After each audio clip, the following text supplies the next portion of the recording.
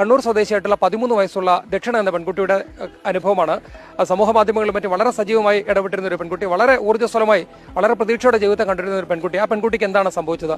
മോള് ജനുവരി 28-ന് സ്കൂളിൽ, ഇവിടെ നമ്മളെ കണ്ണൂർ ജില്ലയിലുള്ള ഒരു സ്കൂളിൽ നിന്ന് ടൂർ പോയിട്ടുണ്ടായിരുന്നു. അപ്പോൾ ടൂർ പോയപ്പോൾ അവിടുന്ന് ഒരു മറയൂർ എന്ന സ്ഥലത്തുള്ള ഒരു ലോഡ്ജാണ്. ഞാനത് അവിടുത്തെ ഹെഡ് ടീച്ചർ എനിക്ക് മെസ്സേജ് അയച്ചിട്ടുണ്ടായിരുന്നു.